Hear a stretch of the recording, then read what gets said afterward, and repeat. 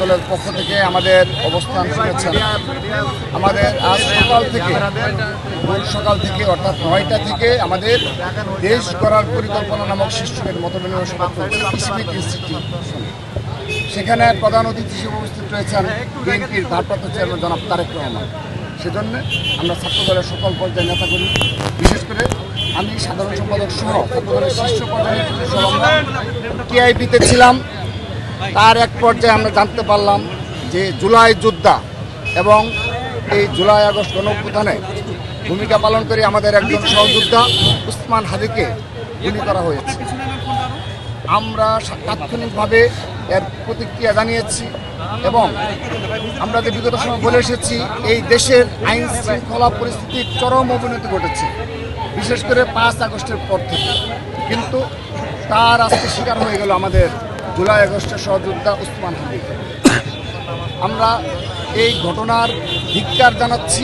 এই বর্বরোচিত হামলার শুধু নিন্দা নয়, আমরা কিছুক্ষণের মাঝে আমরা দাবি করছি এই ঘটনার সিসি ক্যামেরা ফুটেজ সহ গোয়েন্দা সংস্থা আমাদের স্পষ্ট করবে এর সাথে কারা জড়িত। কারণ 3টি মোটরসাইকেলে এসে প্রায় 8-9 জন ছিল বলে আমরা সংবাদ মাধ্যমে দেখেছি এবং প্রত্যক্ষদর্শী বয়ানে আমরা জানতে পেরেছি। এত সংখ্যক লোকজন এসে পালিয়ে যাবে সেটা তো হতে পারে না। তো আমরা শুধুমাত্র নিন্দা ও ধিক্কার জানাচ্ছি না, আমরা এই উপর্যুপরি বর্বরোচিত হামলার কাপুরুচিত হামলার আজকের এই কিছুক্ষণের মাঝেই আমাদেরকে নিশ্চিত করতে হবে যে হামলার সাথে কারা জড়িত। টাইম দিচ্ছেন কিনা? আরে ভাই কথা শেষ হোক। প্রিয় উপস্থিতি, আমাদের কর্মসূচি চলমান থাকাকালীন সময় যেহেতু এই ঘটনাটি ঘটেছে, আমাদের প্রধান অতিথি উপস্থিত থাকবেন আমাদের বিএনপির ভারপ্রাপ্ত চেয়ারম্যান জনাব তারেক রহমান। তিনি তাৎক্ষণিক আমাদেরকে অবগত করেছেন যে হাদির কী অবস্থা জানার জন্য।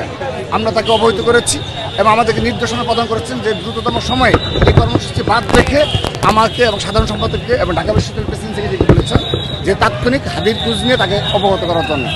কিন্তু হাদি সত্যিকার অর্থে খুবই ক্রিটিক্যাল অবস্থায় রয়েছে।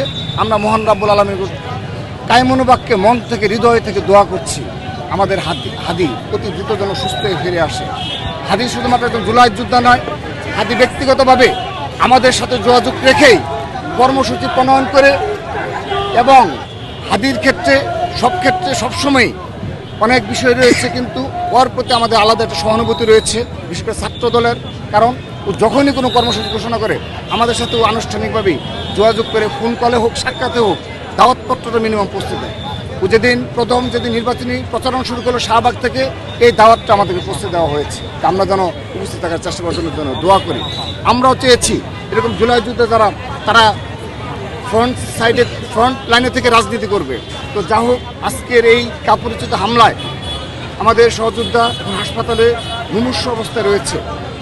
আমরা একটি কথা শুধু বলতে চাই, 5 আগস্টের পরবর্তী বাস্তবতায় আমরা বারবার বলেছি যে পার্শ্ববর্তী রাষ্ট্রের সহযোগিতায় এখনও এই খুনি হাসিনা এবং তার পৃষ্ঠপোষকতায় সারা দেশে রাষ্ট্রের রাজত্ব কায়েম করার চেষ্টা করা হচ্ছে এবং তার ধারাবাহিক প্রচেষ্টা হিসাবে আমরা ধরে নিচ্ছি যে এখানে অবশ্যই এই ফ্যাসিস্টের দূষররাই এই হামলার সাথে জড়িত বলে আমরা প্রাথমিকভাবে ধরে নিচ্ছি।